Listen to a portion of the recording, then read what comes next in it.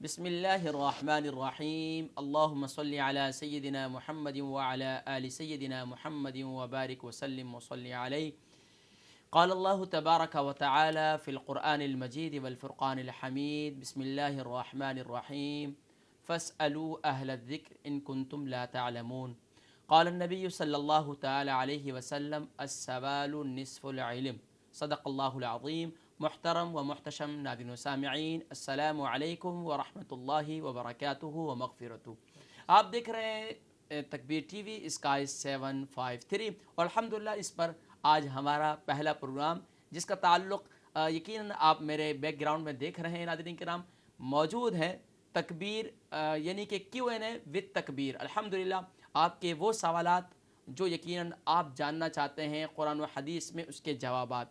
یقیناً ناظرین کرام دور حاضر کے اندر، آج کے دور کے اندر ہر مسلمان کی، ہر ایمان والے کی یہ خواہش ہوا کرتی ہے کہ وہ اپنی زندگی کو قرآن و حدیث کے مطابق ڈھالنے کی کوشش کرتا ہے، لیکن بظاہر بسا اوقات اسے وہ اسباب اور ان پر چلنا اس کے لیے بسا اوقات دشوار ہو جاتا ہے اور اس کے ذہن میں بہت سے سوالات ابھرتے ہیں. ان سوالات کے جوابات وہ قرآن و حدیث کی صورت میں جاننا چاہتا ہے، لیکن بسا اوقات اسے وقت نہیں مل پاتا، بسا اوقات اس کی مصروفیات اس قسم کی ہوتی ہیں. لیکن دنیا کے اندر رہتے ہوئے آج ماشاءاللہ UK اور یورپ کے اندر الیکٹرانک میڈیا نے اور بالخصوص اسلامک چینلز اس میں سر فہرست تکبیر ٹی وی اپنا مثبت کردار ادا کر رہا ہے اور اس میں کوشش ہے کہ ہمارے ناظرین اور سامعین جو تکبیر ٹی وی کے ویورز ہیں ان کے لیے ایسے پروگرامات پیش کیے جائیں جس سے مخلوق خدا زیادہ سے زیادہ فائدہ اٹھا سکے. ناظرین کرام ماشاءاللہ Q&A پروگرام میں میرے ساتھ بہت ہی ملک برطانیہ کی مشہور و معروف شخصیت، اور یقیناً یہ وہ مشہور و معروف شخصیت ہیں کہ جن سے اگر مجھ سے پوچھا جائے کہ آپ فقہ میں سب سے زیادہ کس سے متاثر ہیں اور فقہی سوالات میں کے جوابات میں کس سے زیادہ مطمئن ہوتے ہیں، وہ ایک ہی شخصیت ہے، محترم جناب حضرت علامہ مولانا مفتی خالد تسنیم مدنی صاحب، جو ماشاءاللہ اس وقت اسٹوڈیو میں میرے ساتھ موجود ہیں. میں آج کی اس نشست میں اور آج کے اس پروگرام میں حضرت کو ویلکم کرتا ہوں اور سلام پیش کرتا ہوں. السلام علیکم ورحمۃ اللہ وبرکاتہ. وعلیکم السلام ورحمۃ اللہ وبرکاتہ. جزاک اللہ خیرہ، بارک اللہ فی. اللہ تعالیٰ آپ کے حسن ظن کی لاج رکھے. آمین آمین. یقیناً ناظرین کرام حضرت مفتی صاحب آپ کے سوالات جو آپ کے ذہن میں اس وقت موجود ہیں اور انشاءاللہ بہت جلد ہم تکبیر ٹی وی پر اس کا اپنے تکبیر ٹی وی کا نمبر آن ایئر کر دیں گے اور انشاءاللہ آپ بھی کال کر سکتے ہیں، اپنے سوالات کے جوابات جان سکتے ہیں. ناظرین کرام میری خواہش کہ آج میں اس پروگرام کے حوالے سے اس کی افادیت کے حوالے سے، یقیناً اس کی افادیت کتنی زیادہ ہے اور کتنی اہم ہے وہ تو یقیناً آپ وقتاً فوقتاً تکبیر ٹی وی کے اسٹوڈیو میں کال کر کے ہمیشہ سے تکبیر ٹی وی کے انتظامیہ کے ہمارے CEO محترم جناب بلال سلطان صاحب کو بھی آپ ذکر کرتے رہتے ہیں کہ جلدی جلدی Q&A کا کوئی پروگرام شروع کیا جائے، ہمارے بہت سے سوالات ہیں، ہم ان کے جوابات جاننا چاہتے ہیں. تو ناظرین کرام الحمدللہ آج بغیر کسی پرومو کے، بغیر کسی تشہیر کے، آج الحمدللہ ہم نے فرسٹ پروگرام پیش کر دیا اور تکبیر ٹی وی نے یہ ایک سرپرائز دیا ہے اپنے ناظرین کو، اپنے ویورز کو ایک سرپرائز دیا ہے تاکہ وہ اس سرپرائز سے صرف سرپرائز ہی نہ رہے بلکہ اب اس سرپرائز سے فائدہ اٹھا سکیں. ناظرین کرام تکبیر ٹی وی پر نمبر موجود ہے، آپ کال کر سکتے ہیں. اتنے میں انشاءاللہ ناظرین کرام میں اپنے ساتھ جو ہمارے ساتھ اس وقت مفتی صاحب موجود ہیں، مفتی صاحب کا میں انٹروڈکشن کرواتے ہیں اور مفتی صاحب سے پوچھتے ہیں کہ ماشاءاللہ مفتی صاحب اس ملک کے اندر رہتے ہوئے مفتی صاحب نے بہت کام کیا، فقہی سوالات کے جوابات وقتاً فوقتاً آپ واٹس ایپ گروپوں پر بھی کام کر رہے ہیں، وقتاً فوقتاً لوگوں کے مسائل جو ہیں ملک برطانیہ کے اندر رہتے ہوئے لوگوں کے بہت سے مسائل ہیں جن کو قرآن و حدیث کی روشنی میں حل کرتے ہیں اور آسان سے آسان الفاظ میں اور آسان سے آسان عام فہم انداز میں ماشاءاللہ جوابات پیش کرتے ہیں. حضرت مفتی صاحب کا تعارف اور مفتی صاحب سے مزید جو ہے اس پروگرام کی افادیت سے متعلق گفتگو کرتے ہیں. حضرت مفتی صاحب ماشاءاللہ میں سب سے پہلے آپ کا شکریہ ادا کرتا ہوں کہ آپ ماشاءاللہ وقت نکال کر اسکاٹ لینڈ سے آئے اور ہم نے آپ سے وقت لیا اور آپ نے لبیک کہا اور الحمدللہ آج ہمارے ساتھ پروگرام میں موجود ہیں. میں آپ کا دل کی اتھا گہرائیوں سے شکریہ ادا کرتا ہوں اور بالخصوص اپنی انتظامیہ کی جانب سے. تو آج کی دور کے اندر یقیناً آپ ماشاءاللہ اس وقت برطانیہ کے اندر آپ نے بہت کام کیا اور کام کر رہے ہیں. آپ کیا سمجھتے ہیں کہ آج کے دور کے اندر یہ Q&A کے پروگرام اور خاص طور پر جو قرآن و حدیث قرآن و حدیث کے دائرے کے اندر رہتے ہوئے ایک مسلمان کو اپنے سوالات کیا جوابات کو کس طریقے سے اس کو ہینڈل کرنا چاہیے، اور اس پروگرام کی افادیت سے متعلق مزید؟ جزاک اللہ خیر، بارک اللہ۔ سب سے پہلے میں شکریہ ادا کروں گا کہ آپ نے مجھے یہ ایک موقع فراہم کیا یہاں پر گفتگو کرنے کا، اور بالخصوص میں شکریہ ادا کروں گا جناب مبلغ اسلام پیر فیاض الحسن سروری قادری دامت برکاتہم العالیہ، پیر نیاز الحسن سروری قادری دامت برکاتہم العالیہ، اور بالخصوص سید محترم بلال سلطان قادری صاحب کہ جنہوں نے مجھے یہ موقع فراہم کیا اور میں آپ کے توسط سے یہاں پر گفتگو کرنے کے لیے حاضر ہوا۔ الحمدللہ۔ سب سے پہلے جس طرح آپ نے ارشاد فرمایا کہ اپنا تعارف، تو تعارف میں کیا پیش کروں؟ الحمدللہ اللہ تبارک و تعالیٰ نے یہ مجھے سعادت بخشی، میں نے تعلیم و تعلم کا سلسلہ اختیار کیا، اور الحمدللہ مکمل درس نظامی کرنے کے بعد کم و بیش 9 سال درس و تدریس بھی کی، اللہم لک الحمد و لک الشکر، ماشاء اللہ، جس میں الحمدللہ مجھے تقریباً 6 سال برطانیہ میں درس و تدریس میں ہو گئے ہیں، ماشاء اللہ۔ تو جس طرح لاسٹ نائٹ آپ نے کال فرمائی تو میں حاضر ہو گیا، اور آج آپ نے فرمایا کہ سوال جواب کا سلسلہ کرنا ہے تو میں نے لبیک کہا۔ صرف یہی جذبہ تھا کہ پہلے میں ایک انفرادی طور پر جو بھی لوگ سوالات پوچھتے تھے تو انفرادی طور پر جواب دے دیتا تھا، واٹس ایپ پہ یا کال پہ یا گاہے بگاہے تحریری شکل میں۔ الحمدللہ۔ تو چلو اچھا ہو گیا، یہ ایک منظم سلسلہ شروع ہو گیا۔ باقی جہاں تک تعلق ہے، ایک مسلمان کو علماء سے، مفتیان کرام سے مربوط رہنا چاہیے۔ اس کی وجہ یہ ہے کہ زندگی کے مختلف مراحل پر جگہ بجگہ انہیں جو ہے نا وہ شرعی رہنمائی کی حاجت پڑتی ہے، لیکن بدقسمتی سے مسلمان زیادہ تر شرما کر وہ سوالات پوچھتے نہیں کہ میں پوچھوں گا تو یہ کیا کہیں گے، کہ اس کو ابھی تک پتہ نہیں، یہ خود جو ہے نا وہ صاحب اولاد ہو گیا اور ابھی تک اس کو یہ بھی نہیں پتہ کہ اولاد کے حقوق کیا ہیں، حالانکہ ایسا نہیں ہونا چاہیے۔ جبکہ جب بھی کوئی آپ کو شرعی مسئلہ درپیش آئے تو بلا جھجک آپ قریبی کسی بھی عالم دین یا مفتی اسلام سے جو ہے نا وہ سوال کا جواب حاصل کر سکتے ہیں۔ کتابوں میں ملتا ہے کہ جو سوال ہے نا یہ ایک خزانے کی چابی ہے۔ سبحان اللہ۔ العلم خزائن، علم ایک خزانہ ہے، والسؤال مفتاحها، سبحان سوال اللہ، اس کی چابی ہے، سبحان تو اللہ، چابی لگائیں گے تو خزانے میں آپ انٹر ہوں گے۔ سبحان اللہ۔ تو اگر آپ کو کوئی بھی علمی گفتگو یا کوئی سری مسئلہ پوچھنا ہے تو پہلے آپ سوال کریں، جب آپ کو جواب ملے گا تو انشاءاللہ عز و جل آپ کے وہ رستے کھل جائیں گے۔ تو اس لیے آپ کو کوئی بھی سوال ہو جو آپ کو نمبر سکرین پر شو کیا جا رہا ہے آپ اس پہ کال کریں، انشاءاللہ عز و جل جو اللہ تبارک و تعالیٰ نے مجھے عطا فرمایا ہے اس کی روشنی میں انشاءاللہ جواب عرض کرنے کی کوشش کروں گا۔ ماشاءاللہ حضرت مفتی صاحب، یقیناً آپ نے بہت خوبصورت بات ارشاد فرمائی کہ آج کے دور کے اندر دین سے دوری کی وجوہات میں سے سب سے اہم وجہ ہے وہ ایک تو یہ ہے کہ آج کل سوشل میڈیا کا دور ہے، مجھے سب کچھ پتہ ہے۔ ایسے ہی ایک تو یہ ہے قیاس آرائیاں، اور پھر یہ کہ لاجک میں اس میں کیا لاجک ہے، اور یہ اور دوسری وجہ یہ ہے کہ ایک یہ کہ شرم کی وجہ سے یار بولیں گے امام بھائی اتنے بڑے ہو گئے اس کو غسل کے فرائض کا ہی پتہ نہیں۔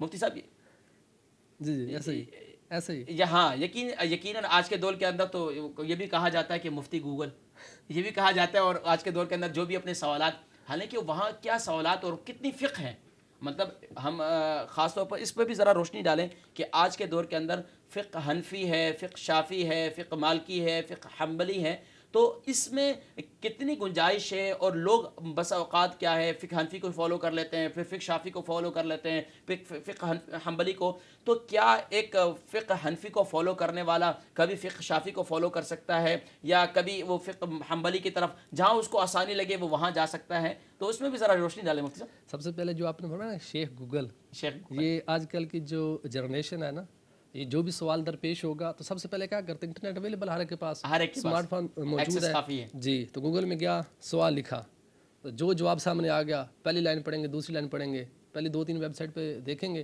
جو جواب ملا اس کو منتخب کر لیا۔ اگر کسی کو اپنی پسند کا جواب نہیں ملا تو پھر مزید ویب سائٹ کو جو ہے نا وہ فائنڈ آؤٹ کرتا رہے گا، جب اپنی پسند کا جواب مل گیا بس اس کو فالو کر لیا۔ یہ نہیں پتہ کہ آیا یہ جواب درست بھی ہے یا نہیں، قرآن و حدیث کی روشنی میں ہے بھی کہ نہیں، اور جس طرح آپ نے مذاہب اربعہ کا تعارف کروایا کہ یہ فقہ حنفی کے مطابق، اگر میں حنفی ہوں تو فقہ حنفی کے مطابق ہے بھی کہ نہیں، یا کسی اور فقہ کے مطابق ہے، تو ایسا نہیں ہونا چاہیے۔ اس موضوع پہ الحمدللہ میں نے تھوڑا سا لکھا ہے ماشاءاللہ سوشل میڈیا استعمال کرنے کے آداب، اسلامی آداب، جی ماشاءاللہ، اس میں یہ کافی جو ہے نا وہ اس طرح کی چیزیں لکھی ہوئی ہیں کہ ہمیں جب بھی کوئی مسئلہ درپیش ہو تو ہمیں وہ انٹرنیٹ پہ فائنڈ آؤٹ کرنے کے بجائے کسی اتھینٹک مفتی صاحب کے پاس جانا چاہیے، اور یہ بھی ذہن میں رکھیں کہ ہر داڑھی رکھنے والا شخص وہ مفتی بھی نہیں ہوتا، مفتی بھی نہیں ہوتا، اور اسی یہ ایک اتھارٹی ہے نا کیا؟ جی جی ہاں بالکل. تو اس لیے مفتی صاحب کے پاس جا کر اس کا جواب حاصل کرنا چاہیے یا ان کو کال کر کے رابطہ کرنا چاہیے. جہاں تک تعلق ہے کہ ایک فقہ کو فالو کرنے والا حنفی کیا وہ مالکی بن سکتا ہے، یا مالکی ہے تو کیا وہ حنفی بن سکتا ہے، تو بلا وجہ بلا ضرورت شرعی کسی کو بھی حنفی کو اپنے مذہب سے انحراف کرنے کی اجازت نہیں ہے. اور یہ جو سہولت کے پیش نظر کہ چلو ابھی اس میں سہولت ہے تو ابھی میں مالکی مسئلے کو فالو کر لیتا ہوں، اور اس میں سہولت ہے تو ابھی میں شافعی مذہب کو اختیار کر لیتا ہوں. بالخصوص طلاق کے جو مسائل ہیں مفتی صاحب، میں نے دیکھا ہے لوگوں کو جب طلاق ہو جاتی ہے پہلے تو کہتے ہیں او جی میں غصے وسانت میں نے غصے میں تھا اور میں نے یہ کر دیا. ہمارے ایک بزرگ عالم دین فرمایا کرتے ہیں بھائی یار یہ کوئی بندہ کوئی اچھے موڈ میں ہوتا ہے تو کیا تحفے کے طور میں پیش کرتا ہے. لیکن اب وہ کیا کرتے ہیں مفتی صاحب، پھر کیا کرتے ہیں کہ وہ ایسا راستہ رفو چکر ہونا چاہتے ہیں کہ جس میں جو ہے نا دوبارہ بغیر اس کے جو ہے دوبارہ یہ صورتحال. بہرحال مفتی صاحب یقیناً آپ کا وقت بڑا قیمتی ہے اور آپ نے وقت عنایت فرمایا، اور اس وقت ہمارے ناظرین بھی دیکھ رہے ہیں. ناظرین کرام ماشاءاللہ ابھی آپ کو بتاتے چلیں کہ الحمدللہ یہ پروگرام ابھی انشاءاللہ ایوری سنڈے شام انشاءاللہ العزیز 6 سے 7 لائیو ہوا کرے گا. اور انشاءاللہ کوشش یہی ہوگی کہ مفتی صاحب کو ہم لائیو ہی لیں، کیونکہ مفتی صاحب کی بقیہ بھی مصروفیات ہیں، لیکن انشاءاللہ کوشش یہی ہوگی کہ مفتی صاحب لائیو ہی تشریف لائیں. تو ناظرین کرام سوالات کی جانب بڑھتے ہیں. بہت سے سوالات ایسے ہیں جن کے جوابات آپ جاننا چاہتے ہیں. خاص طور پر ناظرین کرام یو کے یورپ کے اندر رہتے ہوئے ہمیں بہت سے ایسے بیسک دین ہیں جس کو جاننے کی ضرورت ہے. میرے پاس تو اس وقت کافی سوالات میرے ذہن میں بھی موجود ہیں کہ میں ان سے متعلق بھی آپ کو مفتی صاحب سے میں پوچھوں، لیکن میں یہ جاننا چاہتا ہوں کہ دور حاضر کے اندر ایک بحیثیت ایک مسلمان کو پاکی ناپاکی کا کس قدر خیال رکھنا چاہیے. کیونکہ مفتی صاحب ماشاءاللہ ایک دور حاضر کے اندر مفتی صاحب کے پاس بہت سے لوگ سوالات کے لیے آتے ہیں، جوابات کے لیے آتے ہیں، اور مفتی صاحب کا ایک اچھا ایکسپیرینس بھی ہے کہ مفتی صاحب جو ہیں وہ جانتے ہیں کہ بڑے بڑے جوان ہونے کے باوجود بھی ان کو پاکی ناپاکی کے صحیح مسائل نہیں علم ہوتے. تو الحمدللہ ناظرین کرام اس میں پھر کوشش یہی ہوتی ہے کہ زیادہ سے زیادہ جو ہے وہ ان کو پاکی ناپاکی کے مسائل بھی سکھائے جائیں. ناظرین کرام کالز کا سلسلہ شروع ہو چکا ہے، اور اس وقت ہمارے فرسٹ کالر ان کو ہم شامل کرتے ہیں. السلام علیکم. وعلیکم السلام. محمد نواز بٹ پیرس سے کر رہا ہوں. ماشاءاللہ محمد نواز بٹ صاحب کہاں سے کال کر رہے ہیں؟ پیرس سے. ماشاءاللہ پیرس سے. ماشاءاللہ آپ نے فرسٹ کال کی، تو کیا سوال ہے آپ کا؟ سب سے پہلے تشریف فرما مہمان ہیں، ان کی خدمت میں سلام اور آداب. وعلیکم السلام ورحمۃ اللہ ناظرین وبرکاتہ. و ناظرات کی اسلامی عقیدت. تو میرا سوال یوں ہے کہ ہمیں ہر طرف ہر انسان میں قول و فعل کا تضاد نظر آتا ہے. بس یہی خیال ہوتا ہے کہ دنیا ہمیں اچھا خطیب کہے، اچھا معلم کہے یا دانشور کہے، بس دنیاوی جاہ و جلالت کی بنا پہ. ایسا کیوں؟ تشریف فرمائیے گا. ٹھیک ہے، پہلا سوال ہوا. دوسرا سوال یہ ہے کہ مسلمان اس وقت ماشاءاللہ ہر طرف چھائے ہوئے ہیں الحمدللہ، لیکن ان میں نفاق کی وجوہات کیا ہیں؟ دوبارہ کہیے گا، آخر میں کیا کہا آپ نے؟ نفاق کی وجوہات کیا ہیں؟ وجوہات کیا ہیں جی، وجہ کی بنا پہ کہ متحد نہیں ہو رہے، یکجہتی نہیں میں آ رہی. جی، کیا کون سا یہ ایسا کوئی معاملہ آ گیا؟ حالانکہ اللہ رسول کو ماننے والے ہیں، سب سے بہترین کتاب اللہ اور اس کے میں سمجھ گیا، فرمان ہیں. جی سمجھ گئے. تیسرا سوال. بہت بہت شکریہ. اللہ بہت شکریہ محترم جناب نواز بٹ صاحب پیرس سے کال کر رہے تھے، اور یقیناً آپ نے دور حاضر کے اندر یقیناً مسلمان کے قول اور فعل کے اندر تضاد کیوں ہے مفتی صاحب سے پوچھتے ہیں.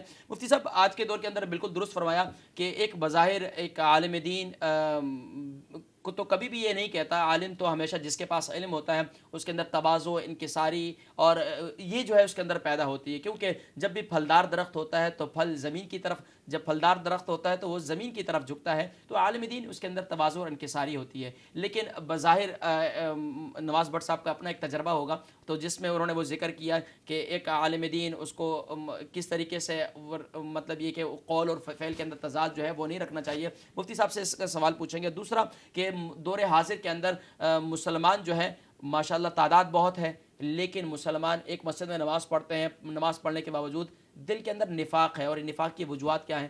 حضرت مفتی صاحب ماشاءاللہ کیا فرمائیں گے؟ جی، نواز بٹ صاحب نے پہلا جو سوال کیا کہ خود پسندی کہ ہر ایک کی یہ خواہش ہوتی ہے کہ میں ایک اچھا نام اگزامپل دی تھی، مولانا صاحب اچھا خطیب کہیں یہ کہیں تو کوئی بھی ہو سکتی ہے، یعنی یہ مسلمان کی خواہش ہوتی ہے کہ یار مجھے جو ہے نا وہ لوگ ٹھاٹ باٹ کے ساتھ جو ہے نا وہ پسند کریں، خود پسندی، اس کو خود پسندی کہا جاتا ہے، جی حب جا بھی اس کو کہہ سکتے ہیں. جی بالکل. یہ اسلام کے اندر ایک مذموم صفت ہے، اس کی بڑی مذمت کی گئی ہے، بالکل مذمت کی گئی ہے. اور گناہوں میں سے کہ یہ گناہ ہے حب جا، اپنی جو ہے نا وہ خود پسندی، اپنی تعریف خود پسند کرنا. جی تو یہ ایک مذموم صفت ہے، یہ کسی کے اندر بھی ہو، خواہ وہ امام ہو، خطیب ہو، انجینئر ہو، وکیل ہو، ٹیچر ہو، کوئی بھی ہو، تو یہ ہر جگہ مذموم ہی ہے. اسلام کے اندر اس کی مذمت ہی بیان کی گئی ہے. جو نواز بٹ صاحب کا دوسرا سوال تھا کہ نفاق کی وجوہات کیا ہیں، مسلمان تو بہت زیادہ ہیں لیکن منافقت کی وجوہات کیا ہیں، قول و فعل میں تضاد کیوں ہے، تو یاد رکھیں تو میرے خیال میں اس میں جو مین وجہ ہے وہ ہماری اپنی ہی اسلام کی تعلیمات سے دوری ہے. اگر ہم اسلام کی تعلیمات کو فالو کرنا شروع کر دیں تو ایٹومیٹکلی سب یکجائی ہو جائیں گے، ایک جیسے ہی ہو جائیں گے. کیونکہ اسلام کے اندر جو ایمان ہے نا، ایمان جو پہلا رکن ہے اس کے اندر آتا ہے کہ اقرار باللسان و تصدیق بالجنان.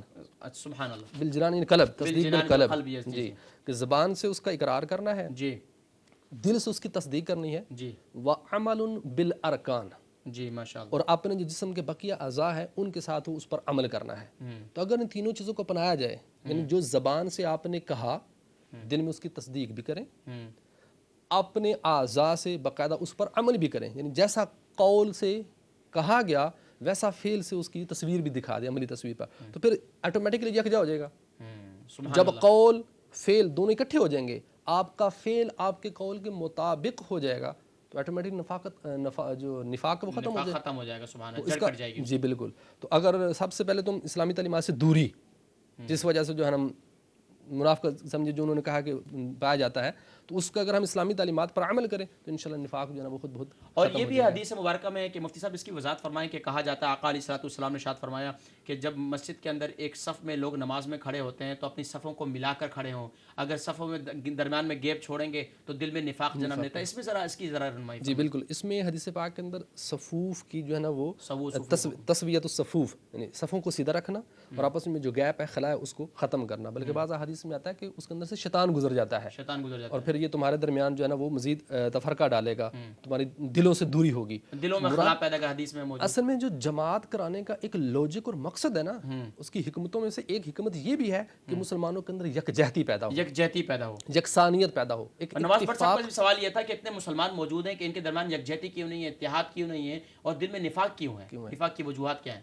مین وجہ جو آپ قرض کر دی، اسلامی تعلیمات سے دوری. اگر ہم اسلامی تعلیمات پر ہی عمل کر لیں، اسلامی تعلیمات میں سے یہ بھی ہے کہ جب آپ جماعت کے ساتھ کھڑے ہوں صف سیدھی رکھیں، اتنا جو ہے نا آپس میں کلوز ہوں کہ بیچ میں گیپ نہ ہو. مفتی صاحب معذرت کے ساتھ ہمارے ذہنوں میں پھر یہ بھی کہا جاتا ہے، ذہنوں میں سوال بھی یہ پیدا ہوتا ہے کہ آج کے دور کے اندر دوسرے مذاہب کو دیکھ لیں، ان میں تو کوئی اسلامی تعلیمات نہیں ہے لیکن ان میں اتحاد ہے، تو اس کے بارے میں پھر کیا کہیں گے؟ لوگوں کے ذہن میں ایک سوال آتا ہے. جی تو گویا کہ انہوں نے جو اسلام بظاہر ان کے نزدیک وہ تو زیادہ اسلام کو فالو نہیں کرتے نا، وہ انہوں نے اپنا جو ایک نظام بنایا ہوا ہے اس کے منظم طریقے کے مطابق چلتے ہیں، اور وہ زیادہ پھر منظم کرنے کی کوشش کرتے ہیں کہ ہم مینورٹی میں ہیں، اقلیت میں ہیں، تو لہٰذا اگر ہم زیادہ منظم ہو کر سکیں گے تو ہمارا جو وہ سلسلہ آگے بڑھنا شروع ہو جائے گا.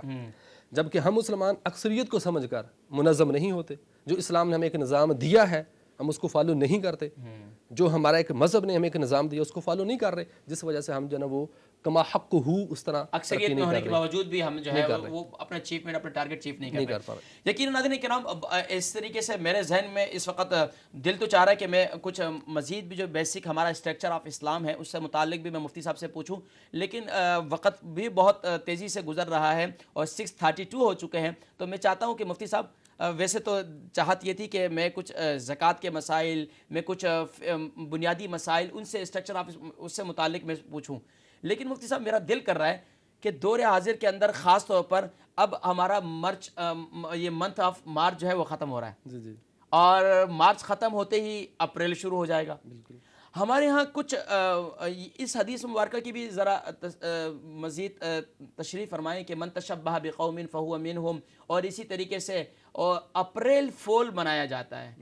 یعنی کہ لوگ جھوٹ بولنے کو فخر محسوس کرتے ہیں، اور جھوٹ بولنے کی کیا وعید ہیں احادیث طیبات کے اندر کہ کتنا سخت برا کام ہے اور اس سے کتنے نقصانات ہوئے. اور واقعتاً مفتی صاحب آپ کو ماشاءاللہ اس میں کافی تجربہ بھی ہے کہ آج کے دور کے اندر کتنے واقعات ایسے ہوئے.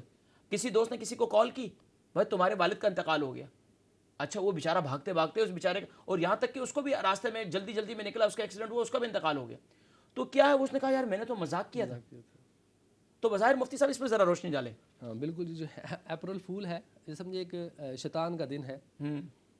اس میں جس طرح آپ نے ایک ایگزامپل دی کہ کال کر کے بولا کہ تیرے ابو کی ڈیتھ ہو گئی ہے، اور وہ بیچارہ اتنی وہ سنسنی خیز خبر سن کر ہی خود بھی جو ہے دل کا اٹیک ہو گیا. دل کا اٹیک ہو گیا. اس میں کئی خرابیاں ہیں. ایک دوسرے نے جھوٹ بولا، ابو کی ڈیتھ نہیں ہوئی تھی، جھوٹ بولا. جھوٹ ایک الگ گناہ کبیرہ. حدیث پاک میں آتا ہے کہ جس شخص نے اگلے مسلمان سے جھوٹ اس طرح بات کی کہ وہ یہ سمجھ رہا ہے کہ شاید یہ سچ بول رہا ہے جبکہ حقیقت میں جھوٹ بول رہا ہے، تو اس کے لیے جو ہے وہ ہلاکت کی وعید سنائی. اللہ اکبر. اچھا سب سے بڑی خیانت اس کو قرار دیا. اور پھر دوسروں کو ہنسانے کے لیے اگر جھوٹ بولتا ہے، مذاق کے طور پہ کہتا ہے مذاق کے طور پہ جھوٹ بولا تاکہ وہ اس کو تھوڑا سا جو ہے وہ جوک کروں، مذاق کروں، ہنساؤں اس کو. اگر اس کو ہنسانے کے لیے جھوٹ بولتا ہے، حدیث پاک میں الفاظ فرمایا ویل اللہ کہ اس کے لیے ہلاکت، اس کے لیے ہلاکت. اللہ اکبر. اچھا پھر دوسرا اس میں ایک اذیت مسلم بھی ہے کہ جب آپ نے اس کو بولا کہ تیرے باپ کی ڈیتھ ہوگی تو اس کو خبر سن کر یعنی خود ہارٹ اٹیک ہوا، تکلیف ہوئی نا، تو کسی مسلمان کو تکلیف دینا یہ بھی گناہ کبیرہ ہے. اللہ اکبر. اچھا بعض اوقات اس میں دھوکہ دہی بھی ہوتی ہے. کسی اور اگزامپل کے لیے بولے کہ تیرا جو ہے نا وہ یہ کام ہو گیا جبکہ ویسا ہوا نہیں ہوگا، اس کو دھوکہ دیا جا رہا ہے. اور دھوکہ کرنا، خیانت کرنا یہ الگ گناہ ہے، اور مسلمان کو تکلیف دینا الگ گناہ ہے، جھوٹ دینا الگ گناہ ہے. اس طرح کئی گناہوں کا یہ مجموعہ ہے. اور یہ ایک جس طرح کہ آپ نے بتایا کہ تشبہ بالقوم، کسی دوسری قوم کا یہ ایک تہوار ہے تو اس کو اپنانا، تو اسلام تو اس کی اجازت نہیں دیتا. بالخصوص اگر کوئی مذہبی تہوار ہو تو اس کی تشدد و مد سے جو ہے نا اسلام اس کی مذمت کرتا ہے. تو ہمیں جو ہے نا وہ اس سے بالکل اجتناب کرنا چاہیے اور حقیقی معنوں میں مسلمانوں کی خیر خواہی کا جذبہ رکھنا چاہیے. صحیح ہے بالکل. اور اس کے اندر جو برائیاں پائی جاتی ہیں ہمیں اس کو اپوزٹ کرنا چاہیے، مطلب ان کی اچھائیوں کو بنانا چاہیے. جھوٹ والی مذمت ہے تو ہمیں اس کا جو اگینسٹ ہے یعنی صداقت، سچ، اس کو بنانا چاہیے. اس کو. اور احادیث طیبات کے اندر جھوٹ بولنے والے پر قرآن کریم میں لعنت، اتنی سخت لعنت اللہ علی الکاذبین. اور پھر آقا علیہ السلام نے فرمایا کہ سچ کے اوپر تھوڑی سی روشنی ڈالیں. سچ کے بارے میں اللہ کے نبی صلی اللہ علیہ وسلم نے فرمایا کہ وہ نجات دلاتا ہے. جو بندہ سچ بولتا ہے اللہ تبارک و تعالیٰ کے ہاں صدیق لکھا جاتا ہے. سبحان اللہ. اور پھر وہ نیکی کی طرف لے جاتا ہے اور نیکی جو ہے نا وہ جنت کی طرف لے کے جاتی ہے. واہ واہ سبحان اللہ. تو اس کو تو بڑی حدیث پاک میں. اچھا مطلب یہ کہ اسلام میں کسی بھی طریقے سے اپریل فول منانا جو ہے وہ یقیناً ناجائز ہے. مفتی صاحب ماشاءاللہ سوشل میڈیا کے آداب سے متعلق آپ نے بہت کچھ لکھا، اور دور حاضر کے اندر کوئی ایسا میری جو اپنی میں نے بہت عرصہ پہلے ایک ریسرچ کی تھی، میں نے دیکھا کہ چھوٹے بچہ جو بورن ہوا ہے اس کا بھی فیس بک پہ اکاؤنٹ موجود ہے. اچھا اسی طریقے سے بورن ہونے سے لے کر بزرگ جو ہے نا ان کا بھی اکاؤنٹ موجود ہے. اچھا میں نے دیکھا یہ کرتے کیا ہیں، مطلب اس پہ ان کا ورک کیا ہے. اچھا بھائی پیزا کھا رہے ہیں، کہیں پر تصویر کھینچی وہ پیزے میں ڈال دی. اچھا کہیں اچھا کپڑے پہنے، اچھا بھائی وہ ڈال دی. ایک تو یہ فیملیز آپس میں فیملی فرینڈس ہوں، چلو ٹھیک ہے وہ واٹس ایپ گروپ یہ ٹھیک ہے آپس میں اس طریقے سے. اور خاص طور پر مفتی صاحب دور حاضر کے اندر سوشل میڈیا کا غلط استعمال، اس پر ذرا سی تھوڑی سی روشنی ڈالیں. اور خاص طور پر میرا نوجوان طبقہ اس وقت سوشل میڈیا سے جتنی بے روی کی طرف جا رہا ہے، کیونکہ پازیٹیو چیزیں وہاں کم ہیں اور پازیٹیو چیزیں بھی ہم شیئر نہیں کرتے، اور وہاں منفی پہلو بہت زیادہ ہیں. تو کم از کم ہم دور حاضر کے اندر آج کی اس پہلی نشست کے اندر اگر یہ کام ہو جائے مفتی صاحب کہ ہمارے نوجوانوں کو اگر صحیح سمت مل جائے اور نوجوان جو ہے اپنی سمت کا تعین کر لیں، تو یقیناً ایک بہت بڑا یقیناً ہمارا ایک اچیومنٹ ہوگا، ایک بہت بڑے ٹارگٹ ماشاءاللہ ہم اچیو کر لیں گے. تو مفتی صاحب کیا کہیں گے، ایک آج بچے سے لے کر جوان سے لے کر بوڑھے تک، پھر مردوں سے لے کر خواتین تک، خواتین سے لے کر بوڑھی اماں تک کا بھی اکاؤنٹ جو ہے وہ موجود ہے. اچھا وہ کرتے کیا ہے اس پر ماشاءاللہ آپ کا بھی تجربہ ہے، اور ماشاءاللہ آج کے ہمارے جتنے ناظرین اس وقت دیکھ رہے ہیں ان سب کا بھی تجربہ ہے، تو اس پر کیا کہیں گے آپ؟ اصل میں جو سوشل میڈیا ہے نا یہ جو ایکچولی بنا ہے نا یہ ایک انٹرٹینمنٹ ہے. ٹھیک. اور ہم جو ہے نا اس کو پورا وہ مقصد حیات ہی بنا رکھا ہوا ہے، مقصد حیات بنا دیا، یعنی رات دن اسی پہ بزی ہیں. حالانکہ یہ صرف ایک سمجھے تفنن کے طور پر آپ مخصوص وقت منتخب کر لیں، اور اس میں اگر آپ کچھ انٹرٹینمنٹ حاصل کرنا چاہتے ہیں یا حالات حاضرہ سے آگاہی حاصل کرنا چاہتے ہیں یا جو آپ کی فیلڈ ہے اس حوالے سے اگر آپ اس کا استعمال کرتے ہیں تو یہ بہت بینیفیشل بھی ہے. لیکن ایک مخصوص لمٹ تک. مخصوص لمٹ تک. میں نے ایک کسی کتاب کے اندر پڑھا تھا کسی تحقیق کرنے والی کی کہ ایک انسان کو نا موجودہ دور میں کم و بیش 40 منٹ سوشل میڈیا کو دینا چاہیے, بس اس سے زیادہ نہیں.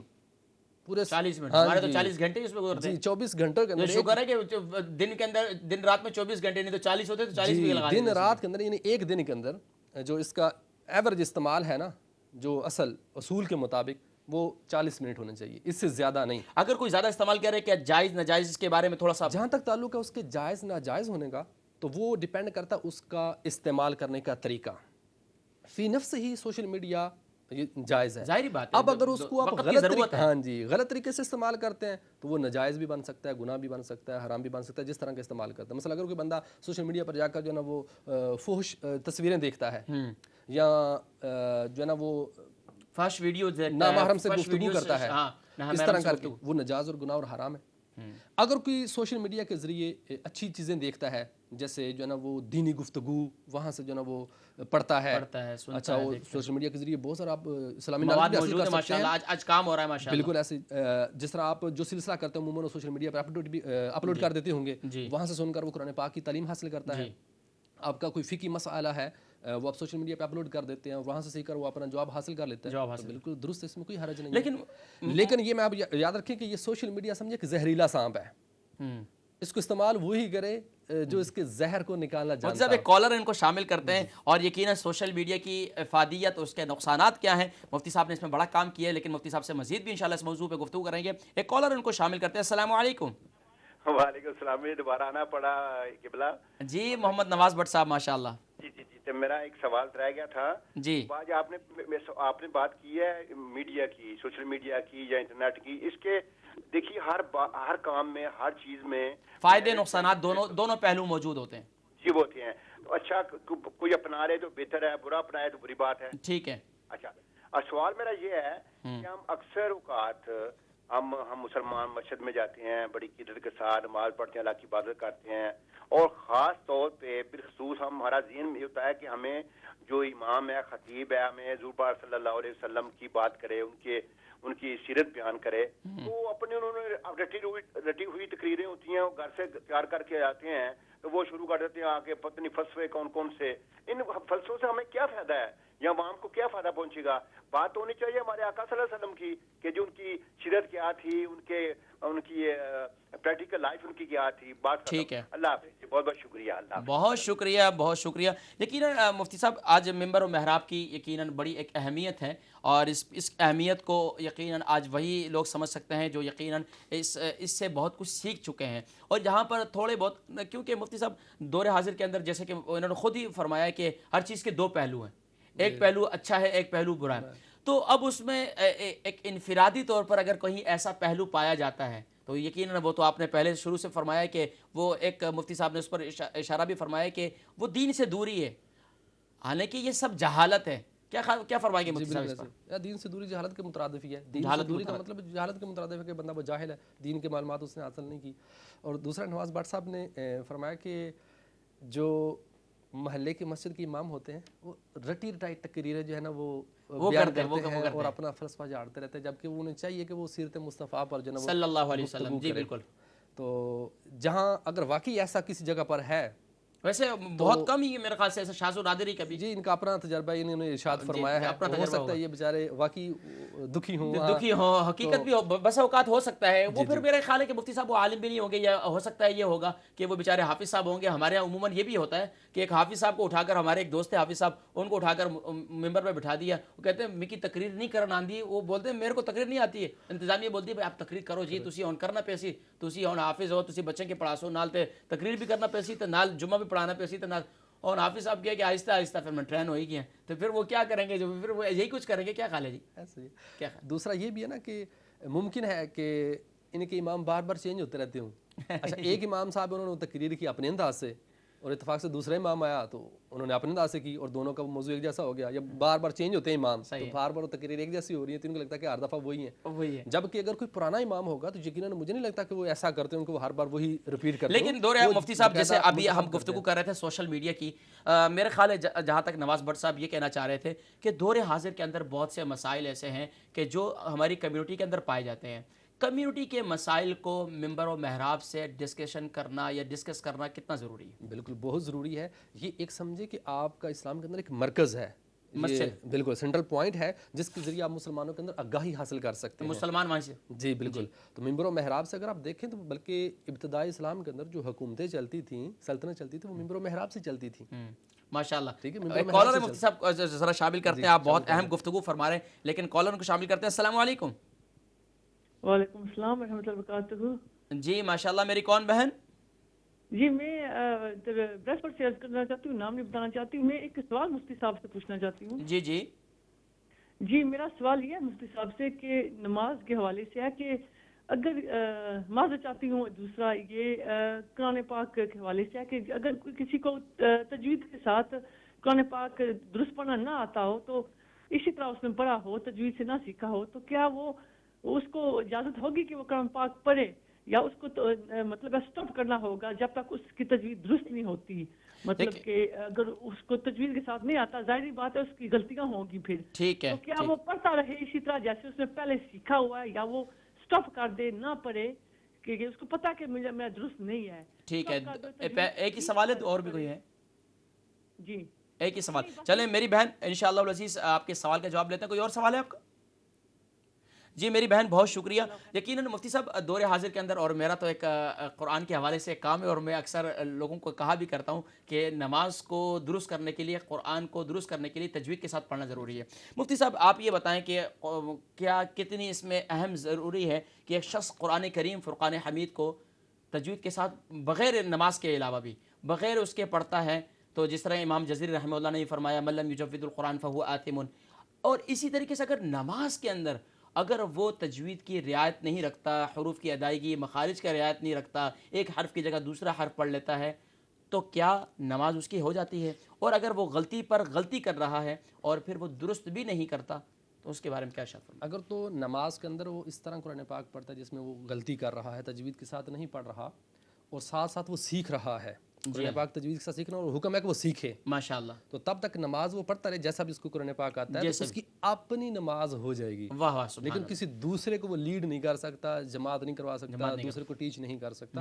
تو حالت کوشش میں, سیکھنے کی حالت میں, یعنی جب تک وہ سیکھ رہا ہے تو اس کی اپنی نماز ہو جائے گی. ماشاءاللہ.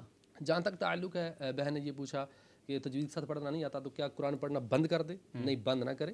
قرآن پاک جیسا آپ کو آتا ہے اس کو پڑھتے رہیں, اس کو پڑھتے رہیں, لیکن تجوید کے ساتھ ساتھ سیکھتے رہیں. یہ ضروری ہے آپ کے لیے, کیونکہ حدیث پاک میں آتا ہے النظر الی المصحف عبادہ, قرآن پاک کو دیکھنا یہ بھی ایک عبادت ہے. تو آپ اس کو دیکھ رہے ہیں.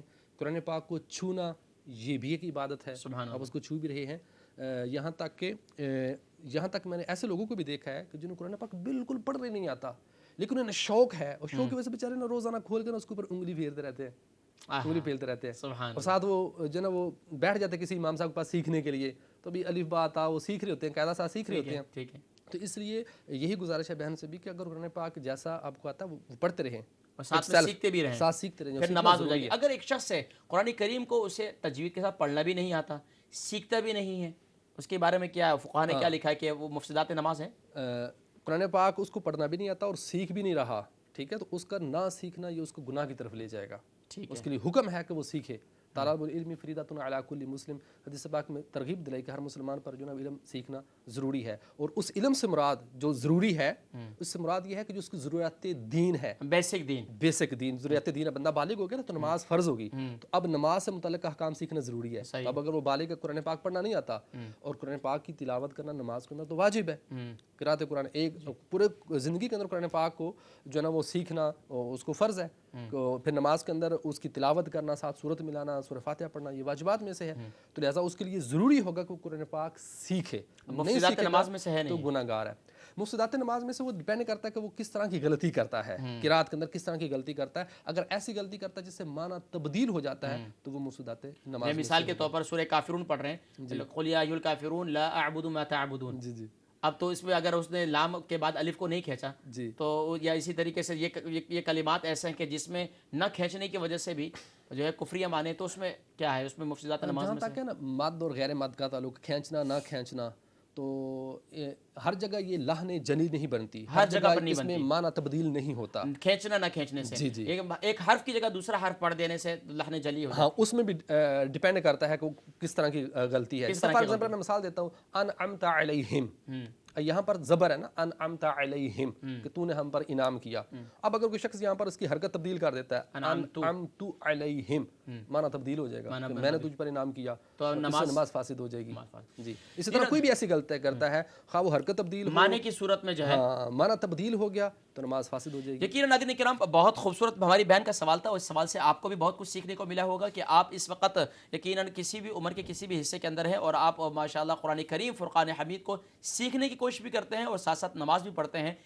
یہاں تک کہ اللہ کے نبی صلی اللہ علیہ وسلم نے، مفتی صاحب بھی یہاں موجود ہیں، کہ اللہ کے نبی صلی اللہ علیہ وسلم نے ارشاد فرمایا، احادیث میں موجود ہے کہ اللہ تبارک و تعالیٰ ایک فرشتے کی ڈیوٹی لگا دیتے ہیں، جو غلط پڑھتا ہے اللہ تبارک و تعالیٰ اس فرشتے سے کہتے ہیں کہ اس کے نامہ اعمال میں درست کرتے لکھے جاؤ. جس طرح قرآن اترا ہے اسی طرح لکھتے چلے جاؤ، یعنی کہ اس کو درست کر کے لکھ دیتے ہیں. تو ناظرین کرام ماشاءاللہ یہ اپنا ایک ذوق ہے. آپ کے بھی بہت سے سوالات ہیں اور مفتی صاحب ماشاءاللہ سوشل میڈیا کی افادیت اور اس کے نقصانات کے متعلق گفتگو کر رہے ہیں. ہم نے بریک پہ بھی جانا تھا لیکن اب ہم بریک پہ نہیں جا رہے ہیں، ہماری کوشش ہے کہ پروگرام کو کنٹینیو رکھیں. مفتی صاحب ماشاءاللہ سوشل میڈیا دور حاضر کے اندر میں خود بھی استعمال کرتا ہوں، آپ بھی استعمال کرتے ہیں.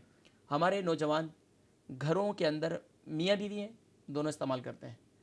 یقین جانے گھنٹوں گھنٹوں میاں بیوی کی لڑائی یہ ہے کہ وہ کہتے ہیں کہ یہ ٹوٹل ہر وقت موبائل، صوفے پہ بیٹھے ہوئے ہیں تو موبائل، بیٹھے ہوئے ہیں تو موبائل رات کو. تو کیا اس میں جائز ناجائز کی صورت بنتی ہے؟ اس کو بولتے ہیں موبائل فوبیا. موبائل فوبیا، بالکل. آج کل کے دور کے اندر تو اسلام فوبیا دوسرا چل رہا ہے، لیکن ہمارے یہاں مسلم کمیونٹی کے اندر موبائل فوبیا چل رہا ہے.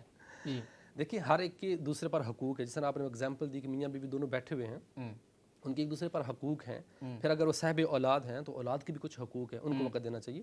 اگر کوئی بندہ اس حد تک اس کو استعمال کرتا ہے جس سے اس کی آئی سائٹ پر افیکٹ ہوتا ہے، جو اس کے فرائض و واجبات ہیں، نماز کی پابندی کرنا، جماعت ساتھ نماز پڑھنا، ان پر افیکٹ کرتا ہے، اس انداز میں یہ یوز کرتا ہے کہ وہ فرائض و واجبات اور جو ضروریات دین ہے ان کو ادا کرنے میں کمی آ رہی ہے، اس وجہ سے تو یہ استعمال کرنا اس حد تک ناجائز ہو جائے گا. ناجائز ہو جائے گا.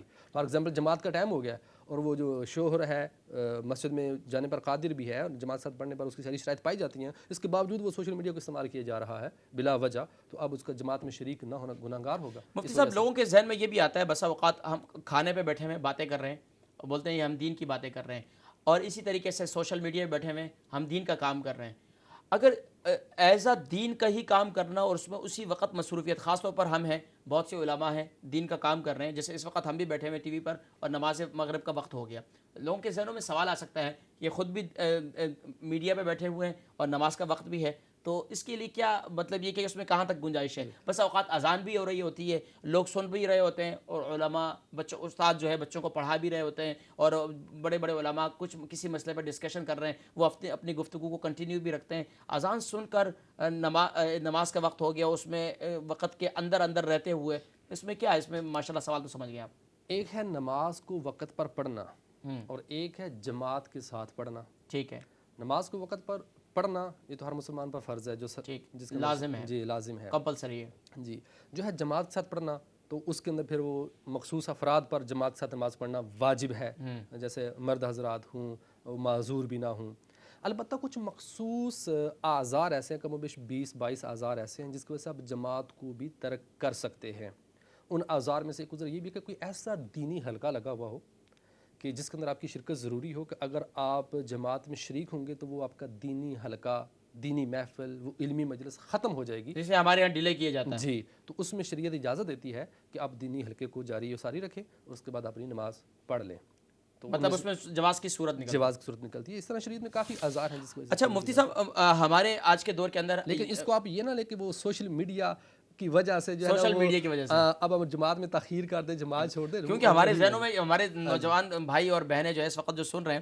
مفتی صاحب یقیناً اس کی افادیت بھی بہت زیادہ ہے سوشل میڈیا کی، اس کے استعمال کا طریقہ یقیناً کتنا اہم ہے. آج کے دور کے اندر بہت سے طریقے سکھائے جاتے ہیں، بہت سے کورسز کروائے جاتے ہیں. آپ کیا سمجھتے ہیں کہ دور حاضر کے اندر سوشل میڈیا کو کورس لانچ کرنا چاہیے؟ ہونا چاہیے، بالکل ہونا چاہیے. اور اگر اس کو اچھے طریقے سے استعمال کیا جائے تو اس سے بہت زیادہ افادہ حاصل کیا جا سکتا ہے. اور میں کئی ایسی آرگنائزیشن کو جانتا ہوں کہ جو کہ سوشل میڈیا کا مثبت استعمال کر کے بہت ترقی کی انہوں نے. انہوں نے اپنا پیغام دنیا کے کئی ممالک تک پہنچایا. کہیں ایسی بلکہ یہ دیکھیں ہمارا یہ جو سلسلہ چل رہا ہے سوشل میڈیا کے توسط سے ہی جگہ پر جا رہا ہے نا, پوری دنیا کے ماشاءاللہ اس وقت جا رہا ہے. اور بلکہ ہمارا سوشل میڈیا پر تکبیر ٹی وی کا پیج ہے, اس پر بھی اس وقت لائیو دیکھ رہے ہیں ماشاءاللہ. جی ہمارے ساتھ ایک کالر کو شامل کرتے ہیں. السلام علیکم. وعلیکم السلام ورحمۃ اللہ وبرکاتہ. ماشاءاللہ جانی پہچانی شخصیت لگ رہی ہے کوئی ماشاءاللہ. مجھے بھی کان میں مجھے بتائی دیا ہے حضرت علامہ مولانا محمد عمر حیات قادری صاحب. ماشاءاللہ عمر نام ہی اتنا وزنی ہے کہ یقین جانیے کہ واقعی جلالت اور وہ نظر آتی ہے ماشاءاللہ. حضرت علامہ صاحب ماشاءاللہ آج کے پروگرام میں آپ ہمارا فرسٹ پروگرام ہے تکبیر ٹی وی اسپیشل جو ہے Q&A وتھ تکبیر. ماشاءاللہ اس وقت ہمارے ساتھ مفتی اعظم برطانیہ کہوں تو وہ بھی غلط نہیں ہے کہ ماشاءاللہ بہت زبردست فقہ پر ایک عبور رکھتے ہیں. کیا کہیے گا آج کے پروگرام کے حوالے سے؟